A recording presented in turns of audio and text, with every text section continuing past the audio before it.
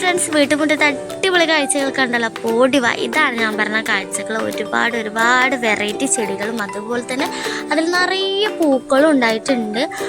പിന്നെ അതുമാത്രമല്ല കേട്ടോ, പച്ചക്കറികളും ഫ്രൂട്ട്സും ഒക്കെ ഉണ്ട്. ഒരു ഫ്ലവർ ഷോക്ക് വന്നതുപോലെയാണ് എനിക്കൊരു ഫീൽ ഉണ്ടായിരുന്നത്. അതൊന്നുമല്ല, ഇതെൻ്റെ ആൻറ്റീൻ്റെ വീടാണ്, ആറ്റടപ്പയാണ്.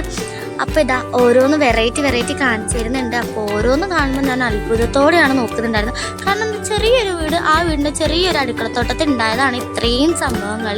ഇതാണ് നമ്മളെ മുന്തിരി വള്ളി.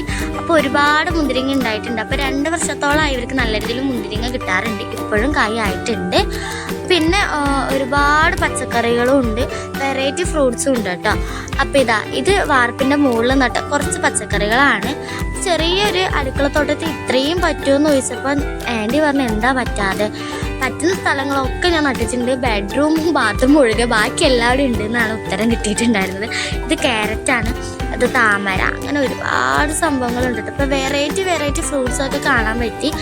വീഡിയോസിലൊക്കെ കണ്ടതായിരുന്നു. ആപ്പിളൊക്കെ ഞാൻ ആദ്യമായിട്ടാണ് ഇങ്ങനെ ചെടിയിൽ വിരിയുന്നത് കണ്ടിട്ടുള്ളത്. അതുപോലെ തന്നെ കോഴികളും ഉണ്ട്, നാടൻ കോഴികളൊക്കെ ഉണ്ട് കേട്ടോ.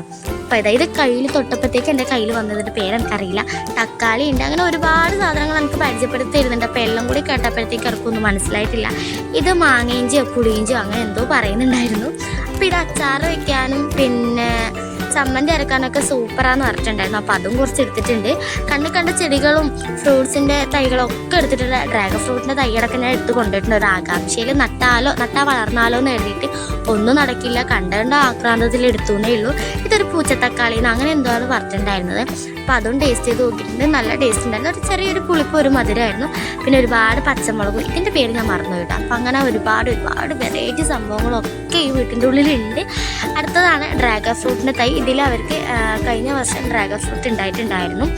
അപ്പോൾ ഇത് നമ്മൾ കാബേജ്. അങ്ങനെ വീട്ടുമുറ്റത്ത് ഇല്ലാത്ത സാധനങ്ങൾ വളരെ കുറവായിരുന്നു. ഇതൊക്കെ നട്ടു വളർത്തിയത് എൻ്റെ ആൻറ്റിയാണ്. അപ്പം കർഷകരാണെന്ന് ചോദിച്ചാൽ ഒട്ടുമല്ല. വീട്ടുമുറ്റത്ത് കുറച്ച് സ്ഥലം കിടന്നപ്പോൾ വെറുതെ ഇരിക്കണ്ടല്ലോ എന്ന് കരുതി നട്ടു വളർത്തിയതാണ്. അപ്പോൾ ഇത്രയും അടുത്തൊരു വീഡിയോ കാണുന്നവരെല്ലാം ബൈ.